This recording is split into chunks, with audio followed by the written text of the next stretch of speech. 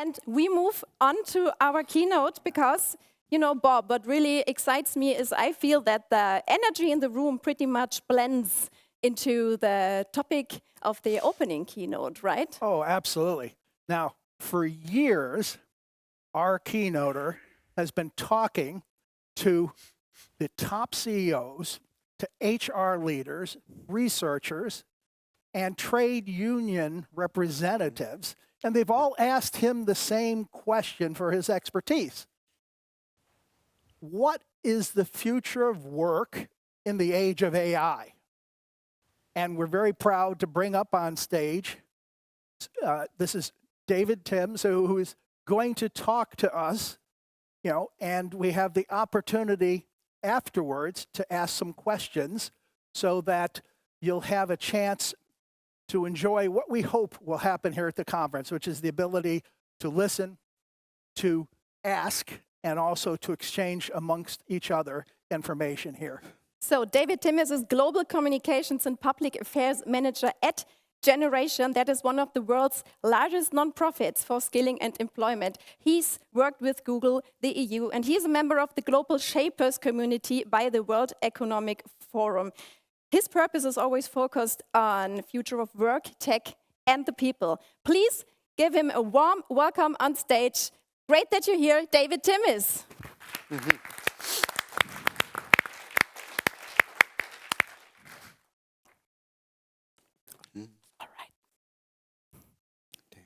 Hello, everybody. Can you hear me?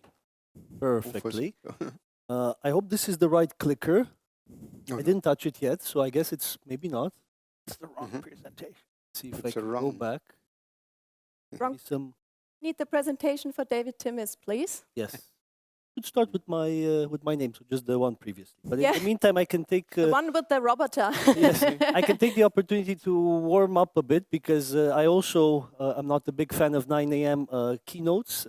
So I guess some of you might also need a bit of a booster in case you didn't have the coffee. And actually, I will start by asking you a question that I often ask audiences, which is, and it's by show of hands, so I need a bit of movement. The question is, are you excited by the impact AI will have on work? By show of hands, are you excited? Sure. And I do have a second question, so in case you're worrying, are you anxious about the impact AI will have on work? Interesting. So it's actually mostly excitement. I mean, we are in a tech conference, so I'm not that surprised, to be honest. It's great to see that there's positivity. And in the introduction, the moderators were very generous to like showcase some of the things I'm doing. And for most people, if you check my LinkedIn, if you even hear probably that presentation, it's quite maybe hard to pick up. But for me, it's actually very straightforward.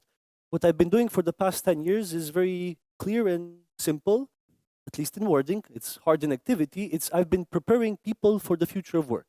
And I do this in 3 ways. I'm a career coach, which it gives me the opportunity to work with people around the world to help them find more meaningful work. I work for Generation, which is indeed one of the largest employment nonprofits in the world that focus on reskilling vulnerable people and placing them primarily in the tech sector. And sort of as a side note, many of the people we help, we reskill and place into jobs, they have been laid off from jobs in manufacturing, from jobs in supermarkets, in clerical roles. So we are, through the work we do with our learners, we are already experiencing some of the drawbacks of technology being deployed without having humans at the center. And the last activity I do is the one I'm here for. So I speak with company CEOs, with HR executives, with researchers, with trade unions, to share some of my expertise developed over the years, both as a career coach at Generation and at Google, where I was for 5 years, managing Grow with Google, which is, for those of you living in Belgium, the atelier next to Gare Centrale, the digital atelier. So I managed an equivalent of the digital atelier, which is a physical building that is used by Google to train people in digital skills. So I share all these expertise with CEOs to help them deploy, again, AI by having humans at the center. So now that the slides are behind me, and this is always funny, because what you'll see now is a sort of a 10, 15-minute teaser of what I usually present in a 1 hour to maybe a CEO or a group of executives. So this is a teaser. I wanted to leave more room for conversation. But every time I show this photo, I obviously have to reassure the people in the audience that this is not yet your coworker next door. This is AI generated, but it's crazy how potentially close we are to something very similar. Because for those of you who are techies and follow the space closely, humanoid robots are no longer something that you just see maybe in Elon Musk's crazy presentations. There's actually now multiple companies, including European companies, which are developing humanoid robots for either factories or for actually home work. So to do work in people's homes, like vacuuming and cleaning and so on. So whilst these are still pilots, things are moving quite fast. So this is not true, but it might sooner than you might have imagined become true. Before we speak about the present and maybe the future, let me take a step back actually to take you a bit on a more of a history path. And most people in the AI space that I met, the ones which are just optimists, don't see the downsides. They say we've been here before, we've been through industrial revolutions, and we as a humanity, as a society, were able to really easily navigate these changes. Obviously, there were jobs displaced, but many new more jobs were created. And indeed, technology over the centuries has given humans godlike powers. The first two industrial revolutions enabled factory workers to lift heavier objects, to do things manually that were previously impossible. The last two industrial revolutions actually enabled knowledge workers like ourselves to perform calculations that were previously impossible, or it would have taken us weeks to do manually. So technology has had, indeed, over the centuries, an incredible capacity to augment human work, automate activities that we call the triple Ds, dull, dangerous, or dirty. So it helped us primarily. And many experts say AI will do the same. It will automate some of the things we don't want to do, augment our capabilities, and give us more free time. Whilst I agree with that, I also am one of the people who sits, I would say, quite nicely at the middle. I drank the Kool-Aid of working for a big tech company, but I also work in an NGO which works with vulnerable people. So I know the truth is in the middle. It's not all doom and gloom. It's not all abundance. It's somewhere in the middle. And I think that's also the way to go, somewhere in the middle. It will displace some work, but it will also create some work. What I think, though, is something that most experts are still maybe not talking enough about. It's the pace of change. And that's actually going to be my focus of the next 5 to 10 minutes with you, and hopefully in the Q&A. The pace of change is what differentiates the fifth industrial revolution, the AI revolution, from any previous industrial revolution. And with pace of change comes a very big challenge. We develop currently AI tools that, first of all, not even the top engineers can understand how they fully work. Dario Amodei, the CEO of Anthropic, just published, again, another interesting op-ed today in, I think, Fortune or another US publication, saying that we don't understand how AI works at the detailed level. Of course, in generic terms, everybody does, all the engineers. But why does an LLM choose this picture of the San Francisco Golden Bridge when you're prompted it to do so and not the other picture that it was trained on? It's still a Pandora's box. And for me, in my day-to-day work as somebody working with vulnerable people and reskills them, the other challenge that comes with the pace of change that is exponential is how do you skill people fast enough so they can be prepared for these new jobs that AI will create for sure? And that's an open question. I don't have yet an answer, but maybe we'll explore it in the Q&A. What I want to show you in the following slides is just that pace of change I mentioned earlier, because it's still for many people not really easily to grasp. So as you can see, this is a statistic of the applications that reached 1 million users in the last, more than 20 years now, if you can start with Netflix there. Initially, when ChatGPT came out in November 2022, I still remember the day, 30th of November to be very precise, it took 5 days for ChatGPT, OpenAI's chatbot, to reach 1 million users.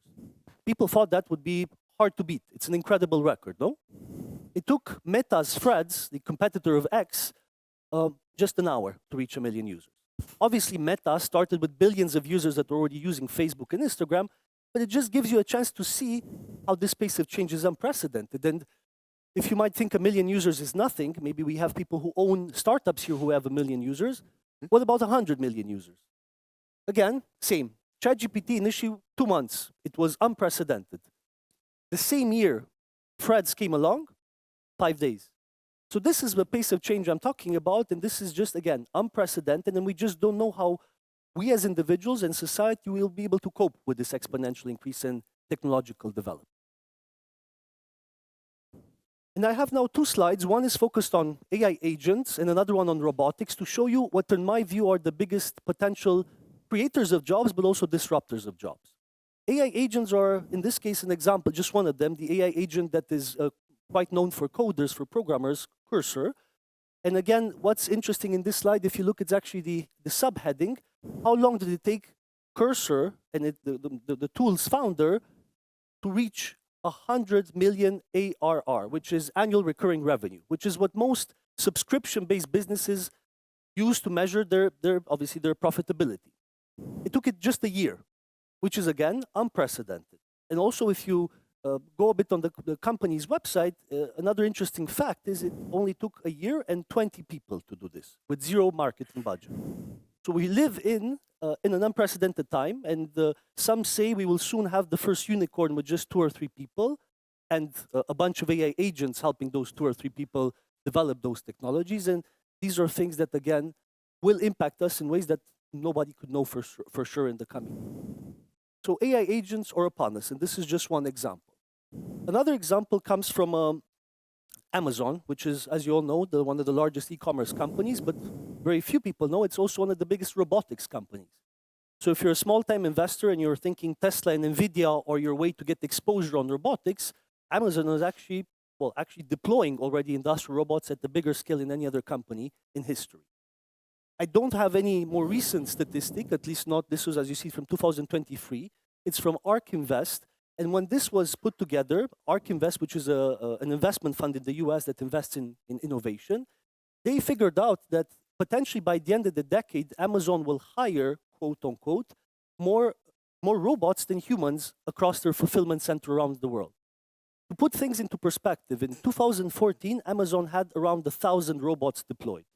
In 2024, it's close to reaching 1 million robots deployed around the world. So again, just to put these things into perspective, while the humanoid robots we've seen earlier are still a few years away, industrial robots, robotic hands, small robots like the Roomba vacuum cleaner, things like this, they are already being deployed by companies like Amazon across their fulfillment centers. So what does this mean for our core skills? And this is a question that I think should be the main question that preoccupies us. Because whilst the jobs of the future are unknown, nobody could have predicted 20 years ago that a YouTuber or a TikToker influencer could actually be a living and could give you a living. Or in the US, one of the fastest growing jobs in the last 10 years was a dog walker, people walking people's dogs, because obviously in the US, there's a different working culture than in Europe. And if you have a pet, you might need some help to actually keep the pet healthy and happy. So again, just two maybe funnier examples, but the skills we will use are maybe the focus of, that should be the focus for each of us, because these are the things that are within our control. We can develop these skills, and as you can see, they are skills that maybe already some of us have to different degrees. Analytical thinking, which I would also maybe add the sub-heading, critical thinking, which again, in an age of AI, to consume even content responsibly, you need to have a pretty good dose of critical thinking and to develop this muscle. Resilience, flexibility, and agility.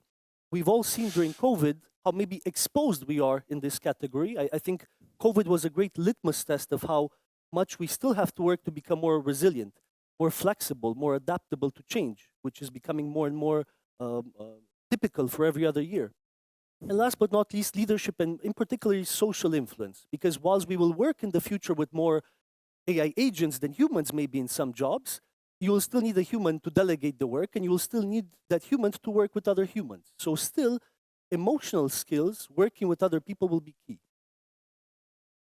It's a hard slide to probably see from the screenshot from the recent World Economic Report, but in terms of what jobs do they foresee as being particularly fast-growing in the coming years, it's without any surprise, tech jobs.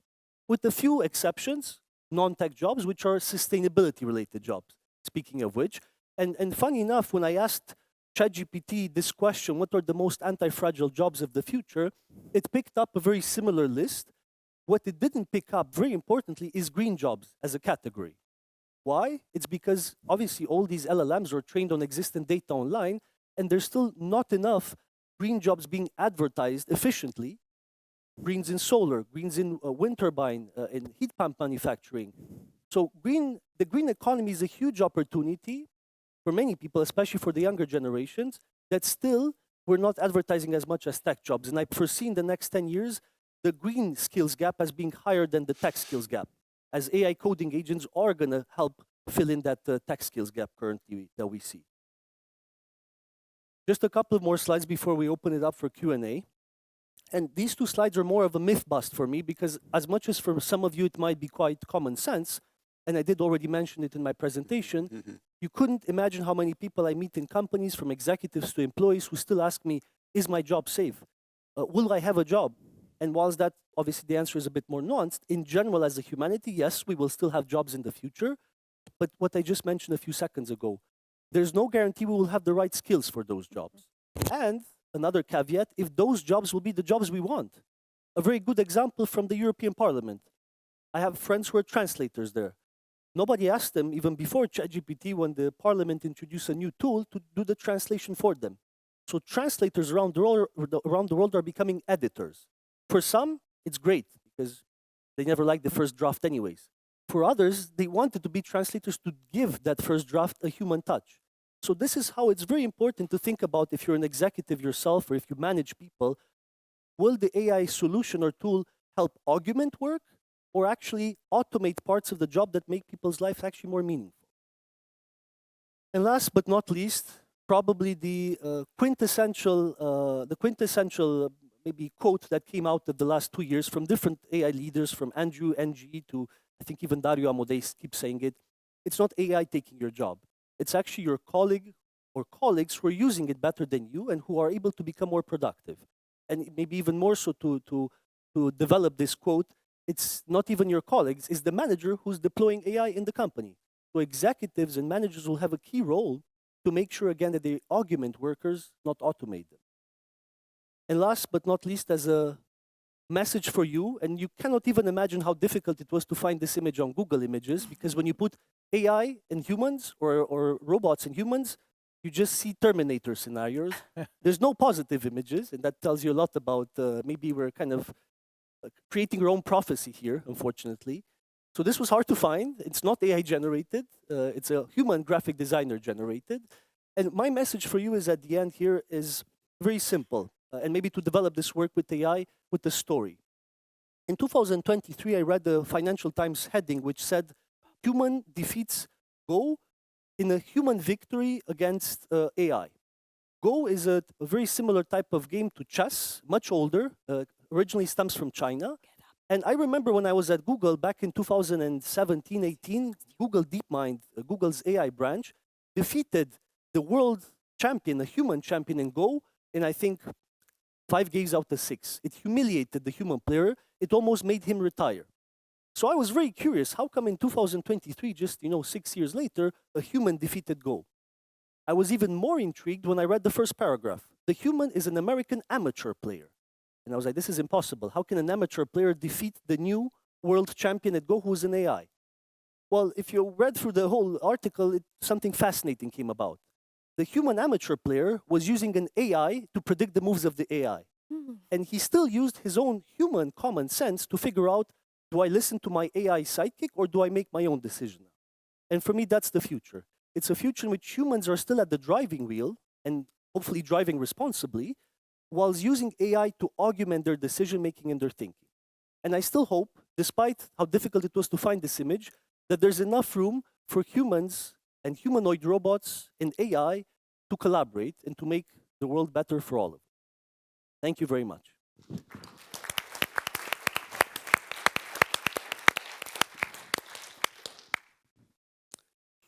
Thank you, David. Now, we're ready for the Q&A, and you get a chance to ask the questions that you might have about the future of work with AI. And Desiree has the microphone. And if you would like to have a question, they should raise their hand, and we'll start right off. So I'll just come here. I'm going to keep it. That's a rule. Benjamin Schoenfeld, Iron Mountain, thank you for the talk. The question is, you mentioned pace of change. Working with the NGO and people that typically are not on the forefront of like the fast change going on, how are you trying to educate them or reskill them to really be adept or able to adapt to that pace of change that's going on right now?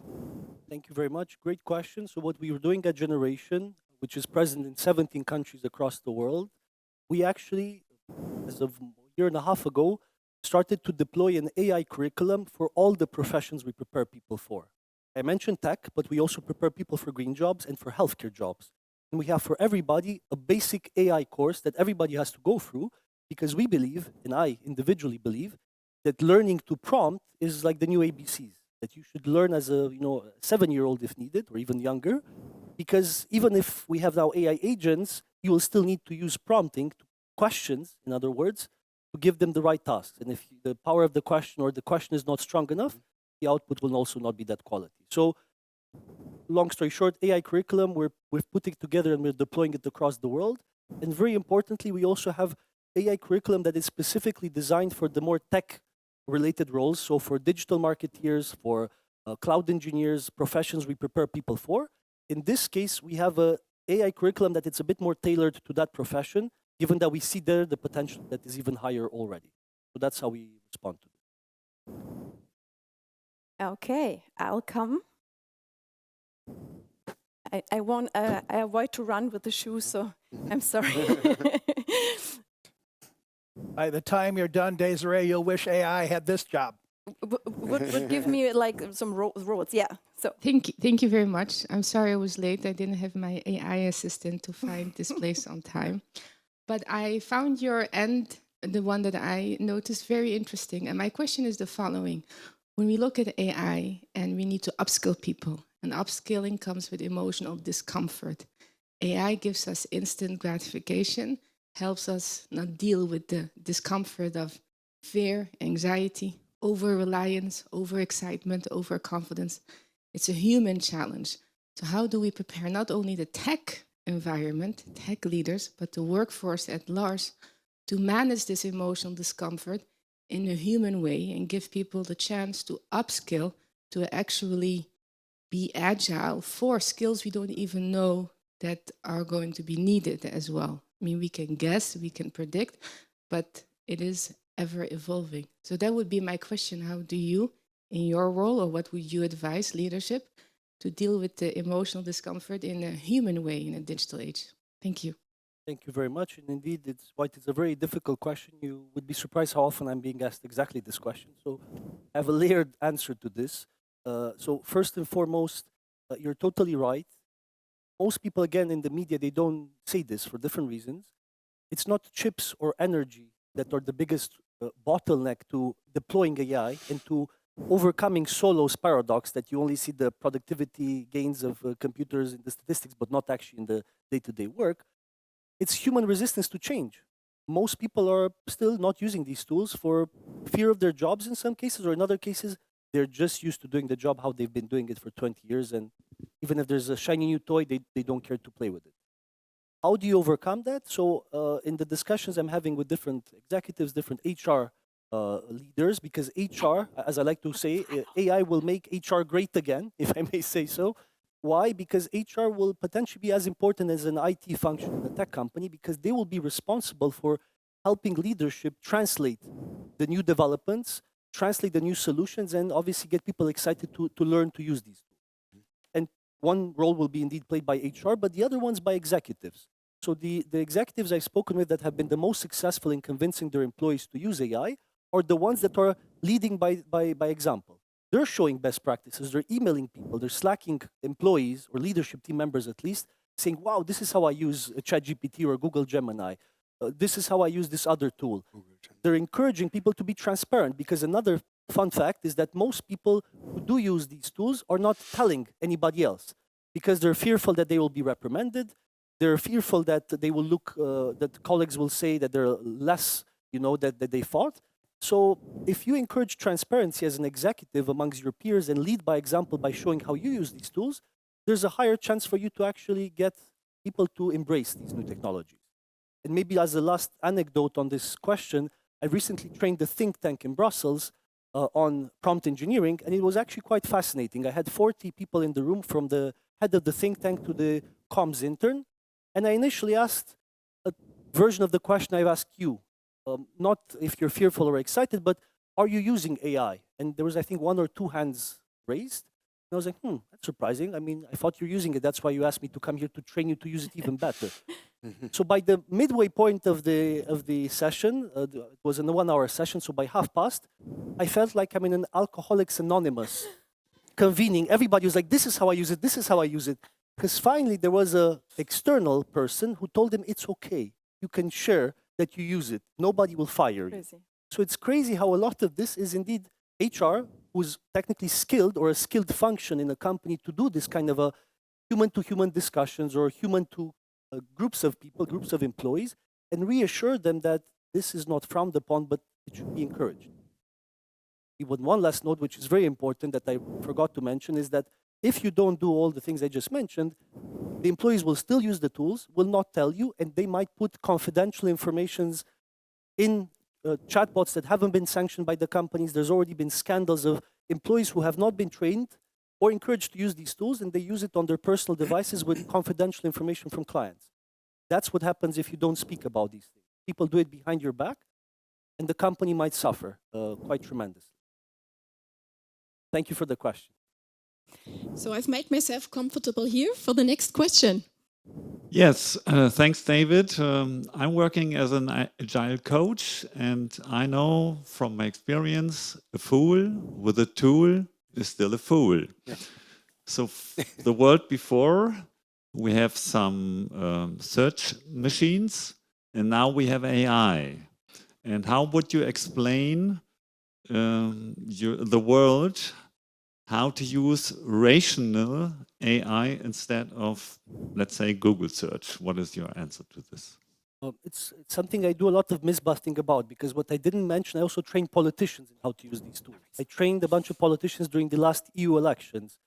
So it was a very important audience to teach them when to use Google search or Microsoft Bing or other platforms for search, and when to use AI tools. And my sort of key element there, or key highlight, was for everything that requires creativity, brainstorming, even preparing for different scenarios, AI chatbots are great. For everything that requires factual information, you should still go to a search browser, or at least use tools, and there are tools, Perplexity is one of them, that give you the references. So you can see, even if the answer might have something that is misleading, you can check, and it might be a human hallucination, not an AI hallucination. So that was my answer. Factual information, who's the prime minister of this country, where do I vote, things that are really important, especially for a politician campaigning or for a voter preparing to vote. Go for still a search browser, because still the AI tools, they're called generative AI for reasons, but people forgot about this. Hallucinations are a feature, not a bug. That's the funny part. You know, like if you use them wisely, it's not to create content on social media, it's to brainstorm ideas. It's to help you identify blind spots. But it all got lost along the way when people started to just use it to do their homework or their jobs, and copy-pasting the outcome without double-checking the references or double-checking the output itself. So yeah, I think there's a clear delimitation. Facts, search, generative stuff, brainstorming, the AI chatbots do pretty well there. So we have 2 more questions, one here and one gentleman in the middle. I saw you. And then I think we should come to an end. So here you go. Thank you. And sorry for my English before asking the question. But concerning what you say at the end about human working with AI, and I think that's going to be a follow-up to what you said previously, but some of my teachers are concerned about the fact that the students, they rely too much on AI, and I will admit that I'm a little guilty of this, is that the work they put at the end for the project they give is actually better than the previous year. But when they have to answer questions about the project, about what they do, why they do it, they say that the lack of skill compared to the previous year is obvious. So even if the output that we can produce is better, I have the feeling that it kind of makes us too dependent of the machine and kind of dumber. So I was asking myself, is it actually a good thing to rely that much on it? I mean, the product is better, but if we get less skill in the process, that doesn't seem like a good trade. I don't know if that's Yeah, yeah. how I would say it. So again, another very great question, another question that is on many people's minds. And it's one of my list of fears to do with AI, because I'm a tech optimist still, but I still have a short list of fears. And one of the biggest is not for people our age, meaning that we're all adults here in the room from what I can tell, but for children who are growing up using now chatbots to do their homework. So if you're a parent, I can only be, how can I say, empathetic towards you, because it's not an easy job to obviously control your child and how they use their devices. Teachers are overwhelmed by this, and that's indeed a huge concern, because if you're 7-year-old and you have the choice between going to play with your friends and finishing your homework in 2 minutes because of AI chatbots or thanks to an AI chatbot, you're going to go with that option and not try to do the homework yourself. And what can that do if it becomes a habit? It means that child will not develop their critical thinking muscle, which means they're going to be even more likelier to be susceptible to disinformation, which at the same time is increasing in veracity, in authenticity because of AI. We see deep fakes that are harder to spot. We see fake news that is becoming even harder to detect. So that's a real concern. And the only ways I found through discussions with professors and parents that there's solutions around it is for the teachers, again, to encourage full transparency, meaning I encourage you to use these tools, but you have to tell me how you use them when you present your project, when you share your homework. And that's the way, at least, even if the student has delegated the homework, the task, if he or she is forced to explain it, it still puts a bit of critical thinking muscle in to work, and then that will hopefully still develop that muscle. Because for you and I mean, I do hear colleagues who are telling me the same as you said, that I'm feeling I'm becoming a bit too over-reliant, but we have trained that muscle for at least 10, 20 years, which means we can spot that. It's almost like the difference between those of us who were born before smartphones. We can still, how that felt, we can still remember how going out and looking at people and speaking with people felt. But if you grow up without having that, or just delegating everything to an AI, that's the generation I think we should definitely support to see the other side, to see the end of the, the light at the tunnel. So being transparent and encouraging use, but asking students of all ages to share how they use it and how it helped them. That's maybe the best solution I found so far on this topic. Okay, so David, here we go for the last, here we are for the last question. Thank you. Hi, David. Thank you for your insights. My name is Xavier Creel. I'm working for Climate Frisk. So there is a link with a concern on climate, but also on water usage of AI. 10 days ago, I was at Change Now in Paris, the largest conference on sustainability in the world. And it was a hot topic, AI. I learned that the French government is putting rules in place on suppliers so that at least they look at not any AI, but also the environmental impact of AI. My question is, as you advise companies on usage of AI, and obviously this is a thrilling thing, it's like the Industrial Revolution. We had the first call and it enabled us to do lots of things, and now we suffer the consequences which we didn't know at that time. We're smarter now, we know what the consequences are. What is your advice to a company or an individual that wants to use in a conscious way AI? Yeah, I'm going to start by answering your very serious and important question with something that was considered a joke, but it was actually authentic. I checked the sources. Sam Altman said that people should start saying please and thank you to these chatbots because that consumes even more energy. And it's actually true, because obviously the more words you use, the more tokens being used, so the more energy consumption. That does have a caveat, maybe to connect with my previous question, because if you use these tools without saying thank you and please, and if you use it for many, many years, you might forget how to say thank you and please in other WhatsApp or Messenger conversations, because it's all about habits. And now maybe to drill on your question, I don't advise on energy consumptions. I'm still kind of working with companies that are at the phase of we bought the tool or we paid the subscription, help us to get our employees to use these tools and to use them better. So the discussions I'm having are not necessarily about how to use them more efficiently, because it's the use itself is not that much of an issue yet. It's actually more of the training that the bigger companies are doing, where the resources are consumed. And there's a huge debate in the tech space, as you probably know, that You know, some people in the tech sector say, let's push as hard as we can in the next few years, because technically with very advanced AI, we'll be able to also come up with solutions that are going to hopefully help us reduce costs tremendously. And Google, actually, my former employer, was famous some years ago, and I think Microsoft also followed suit, and Amazon afterwards, for having data centers that are consuming very, very little energy because of all the efficiencies that were gained by leveraging AI's capabilities. So there's that. And again, I think the answer is a bit in the middle, because the other side says we should use less, but the promise of using more gives us maybe the chance to make everything more sustainable. So I think we're still not in the phase yet to really tell people how little or much they should use, or companies.